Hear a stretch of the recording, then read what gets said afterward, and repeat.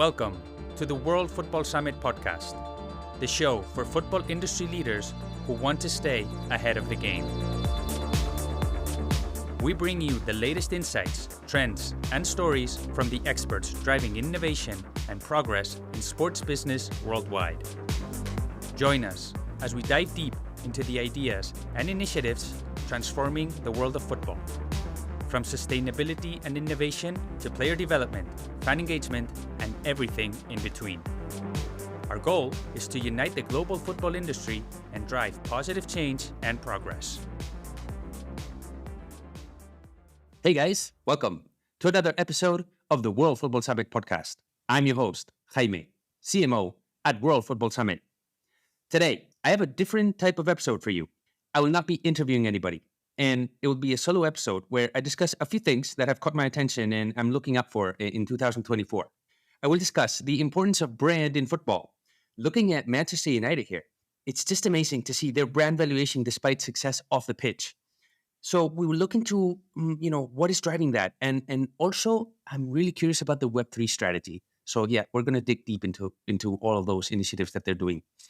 Then FIFPro's player safety report, and related to that, the impact of not taking care of load management in football and their impact on revenues.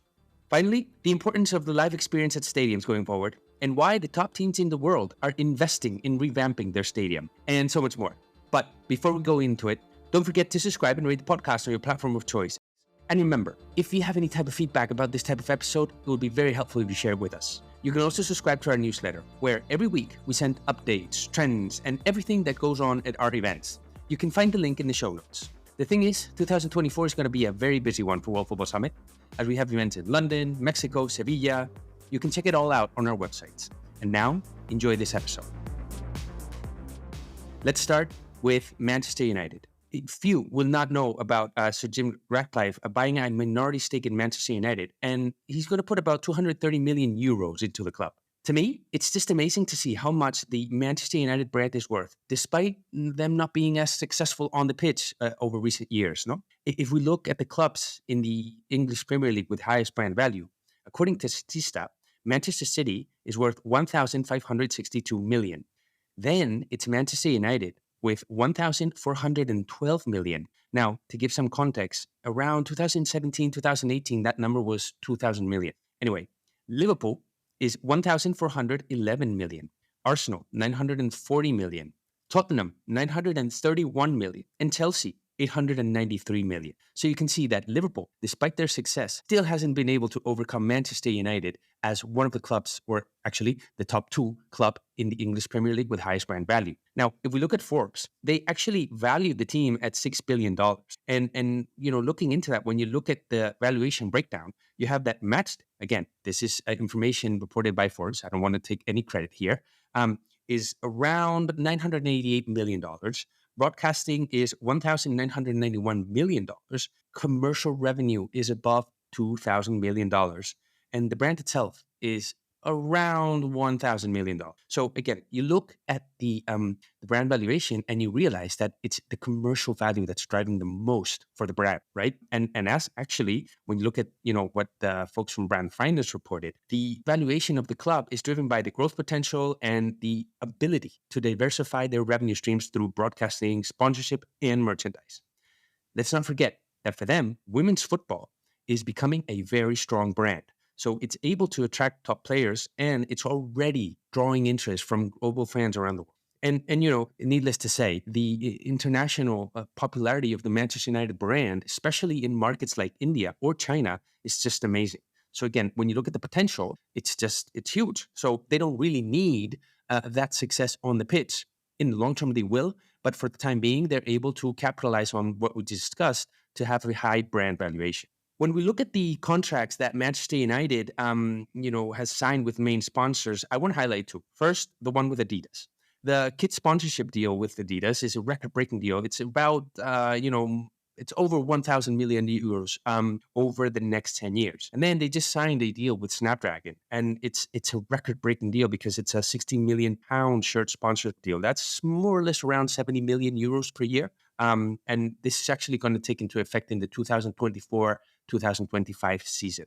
Anyway, these are just some of the, many sponsorships that the club has been able to sign. And overall, the income in sponsorship is really incrementing, and the contribution of the top 5 partners is around 70% of the total sponsorship revenue in the 2022-2023 season. No, so definitely, I mean, it's just amazing. Then when you look at match day, they've actually been able to increase their match day revenues. It seems logical, they return to the Champions League. That's obviously going to drive more attendance to the game, and we're kind of finally forgetting, the COVID area, and people are just going back to normal in terms of going into the stadium. But they do have some work to do there, as we will see a little bit later on. No?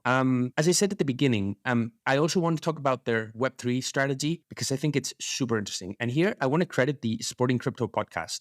If you haven't checked that out, I suggest you do. I recommend it. If you're interested in the Web3 space and how the main sports properties in the world are kind of like, playing around with. But when you look at Manchester United, I want to highlight their initiative that they launched in the summer of last year, which is Collect United. In a nutshell, and I'm not an expert, but I'm going to try to explain it in a way that I think it's simple to understand. Basically, what they're able to do, or what they're doing with Collect United, is 48 hours ahead of each home game, they're putting out for sale digital collectibles that fans can actually acquire for free. Now, this is important because, up until now, we were seeing that a lot of sports properties were using Web3 to kind of monetize. They're playing a different ballgame, which I think is kind of like, and when you look at what Ped in the Sporting Crypto podcast says, they're trying to really get fan engagement. They're trying to get fans to accept it, to embrace the technology, rather than trying to monetize from something that fans are not actually able to understand, right? So, you can look at more details on the website, but basically this is the key concept that you need to grasp, right? It's how can I get fans to actually adopt a new technology without any type of commitment from their side, So it's really a long-term engagement play that what they're doing. And if you think about it, I mean, what they have been able to do is actually get access to a lot of fan data. So I think, and this was when Pet put this out in his newsletter, basically in the past year or so, they have around 1 million fans claiming digital collect, and 10% of those are actually in their Discord server, meaning they have direct relationship and they have the data of those fans. Now, this is where the value is, really getting a direct point of contact and relationship with the fans. Okay. And that's something that I think, that needs to be considered, let's say, right?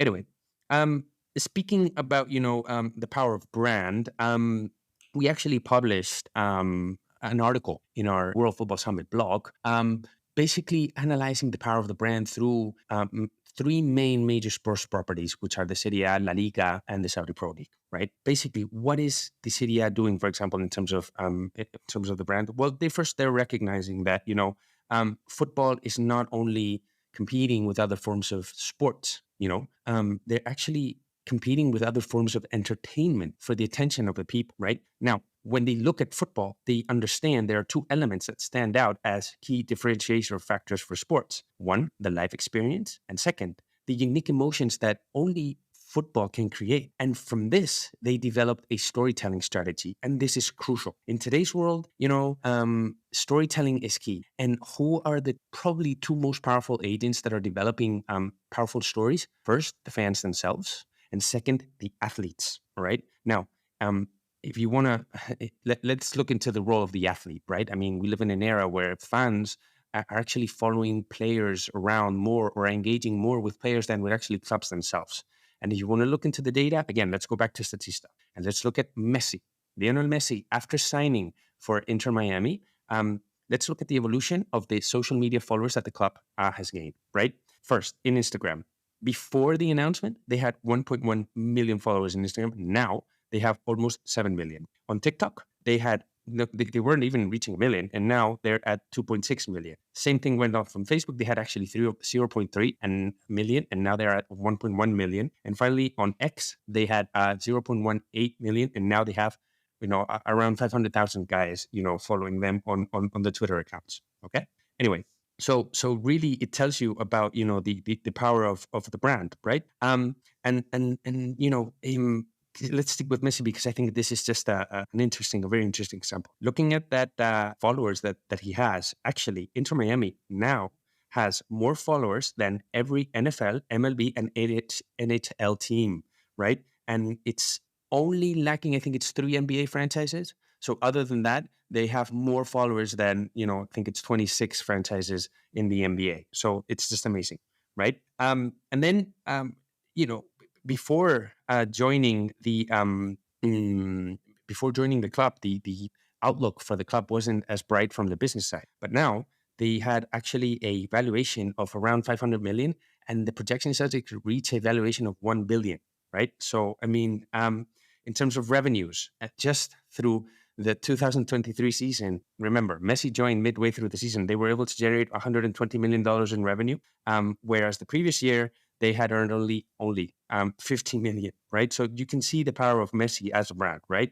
And actually the expectations, the projections they have for this upcoming season when Messi is going to be, playing the full season with them, projections are around 200 million, right? So it's just amazing how one player can really impact the future of a franchise. No, attendance is off the roof. They've been able to increase prices. They've actually, I think it's roughly doubled the ticket prices or the average ticket price for the club. So for the season ticket holders, you look at the signups that, as you guys probably know, it's Apple TV Plus who has the broadcasting rights, the global broadcasting rights for MLS. They were able to sign just on the day that Messi announced he was signing for Inter Miami, 110,000 signups, right? Now, you would have to look into the churn of that. I get that. But I mean, just look at, how one day can really impact the long-term revenues of a broadcaster, right? So again, looking at that, it's just it's just a great use case, right? Anyway, however, it's not only about having the great players, and one of the things that we discussed in the article that I mentioned before that you can find in the World Football Summit blog, Javier Tebas, president of La Liga, he always argues that having a strong league goes beyond having great players, which of course is very important, but it has to be more than that. Let's say that, you really need to not only work on your brand as property and in the case of La Liga as La Liga itself, but also of the clubs. And then you have to really tour a lot if you want to get international exposure. If you want to get, let's say, love from international fans, you really have to get close to the fans, which is something also that the Serie A is doing quite well. And then you really have to have a strong broadcasting strategy because at the end of the day, you need distribution. Okay. If you're not going to get a strong distribution and you're not going to get well known, doesn't really matter what you're doing in terms of bringing great players. You really need to get good distribution out of that, right? Anyway, and just look at Inter Miami.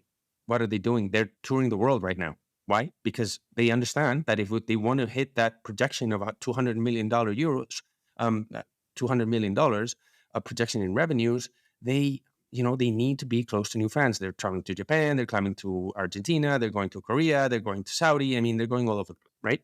Now, of course, this, can probably impact the performance of the players. We'll get to that a little bit later, but, you really have to balance that. And sometimes it's something that, you need to balance and just be aware that if you have that unique opportunity of having Messi on your team, sometimes you just have to, you have to do that, right? Anyway, so actually, let's maybe it's a good segue to talk about the the second thing that I wanted to discuss with you guys today, which is the FIFPro Player Safety Report.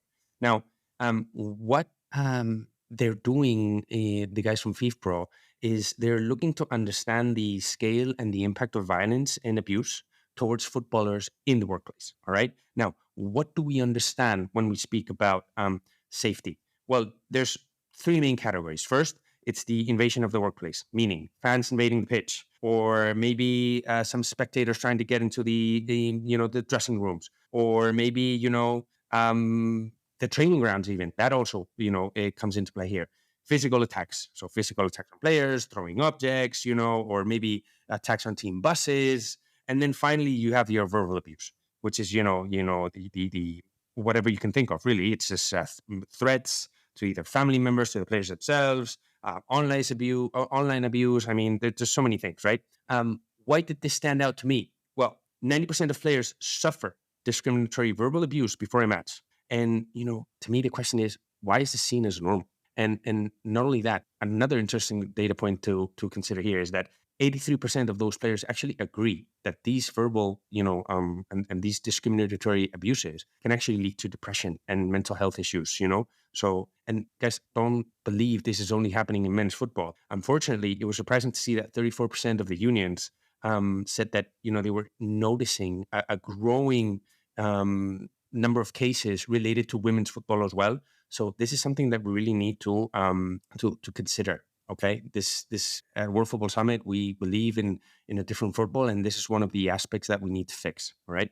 Another aspect to consider here, which is the report that I mentioned at the beginning, is the FIFPro report on load management, and they've been, you've probably seen the news of Kylian Mbappe a couple of weeks ago, kind of like saying that they need to be taking care of the calendar and how it could impact their careers and all of that. So I just thought it was a good time to share some interesting facts about how much really this is impacting. No, let's look at Jude Bellingham.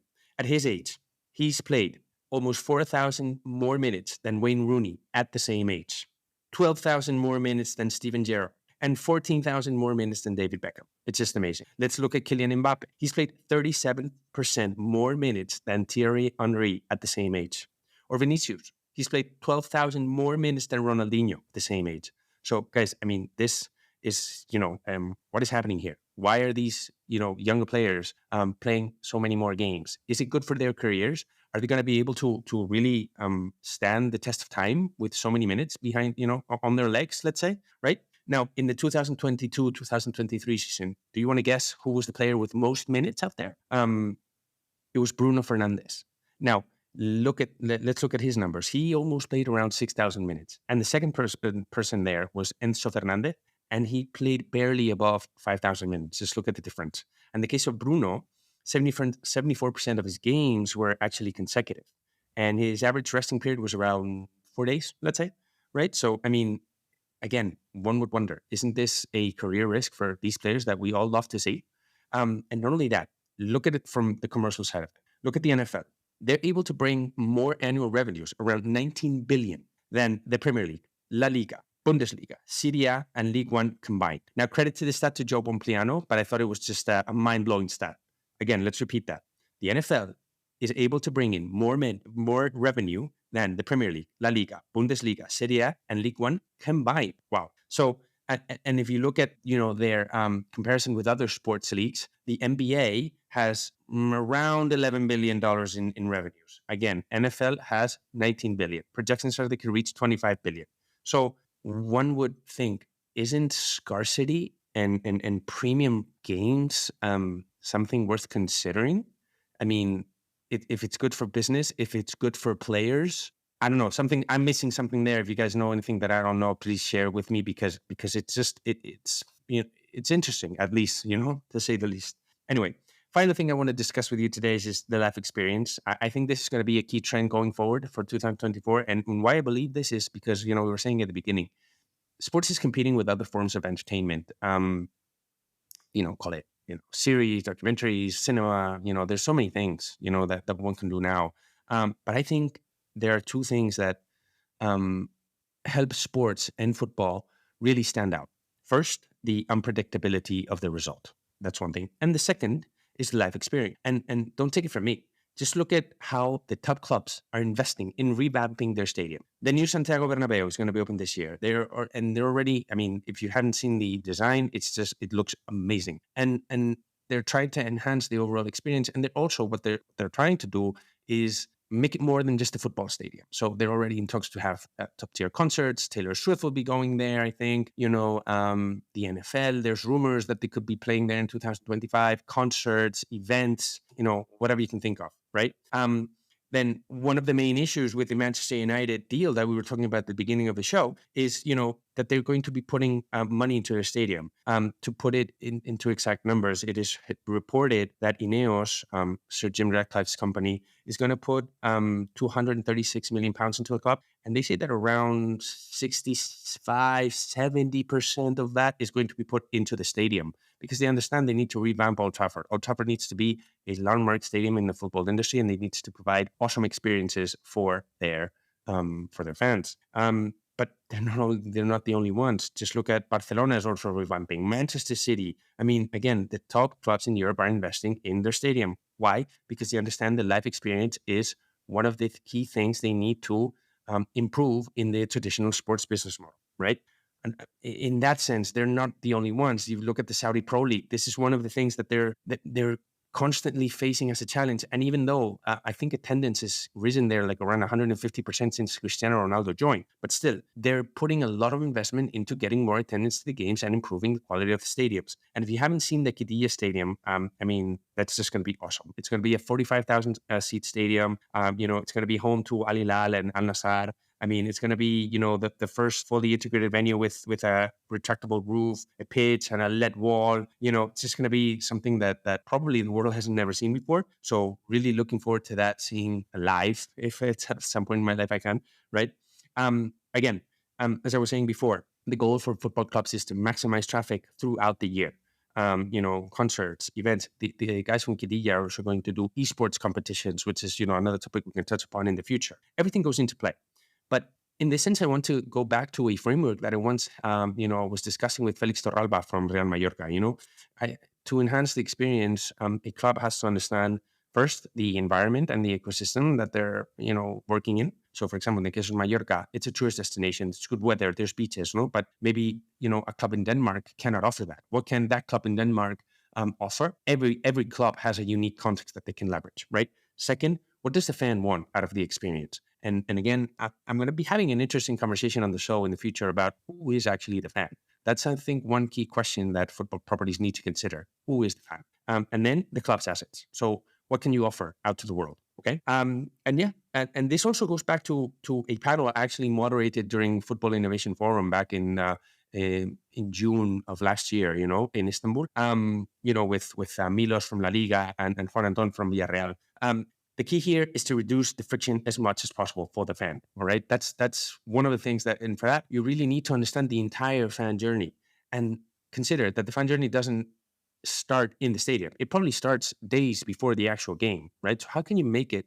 And then it doesn't stop when, the referee blows the final whistle. It probably goes after, even a couple of days, right? So again, what are the different touch points that you can improve as a property to have a better experience for your fan? I think that's something that we're going to see many interesting initiatives. If you know of one that is out there and you guys want to discuss it, in the podcast, I'll be happy to be in touch and see if we can share some information with the audience out there. And I think that's something a trend that's going to happen in 2024. No, so anyway, that's pretty much all from me today, guys. I hope you found it interesting. Remember that we cover all of these topics in our events. So we have events in London, as I said. Speaking of stadiums, we're going to be at Tottenham Hotspur Stadium during Football Innovation Forum. We have WFS Americas in Mexico on June 5th and June 6th. We have WFS Europe in Sevilla in September. By the way, tickets are available for that now. So if you guys want to purchase, go ahead, because we have our super early bird offer available, and it's just a great discount, up to 50% discount. And you can check everything out on our website. All right. It would mean the world to me if you let me know what you thought about this episode. If you want us to do more of these, if you find it boring, maybe you did. I just want to make sure that you guys enjoyed it or not, and if so, and if there's something that you took out of value, let me know, and we can do more of these in the future. Reach out on social media. You know where to reach us at World Football Summit. Before you go, don't forget to subscribe, to rate the podcast on your platform of choice. You will not believe how much that helps us. And of course, if you want to share it with a friend of yours, someone in the industry, feel free to do so. It's been great. Thank you guys for tuning in. If you made it this far, I hope you enjoyed it and you learned something. Let me know if you didn't, and we'll hopefully see you next time.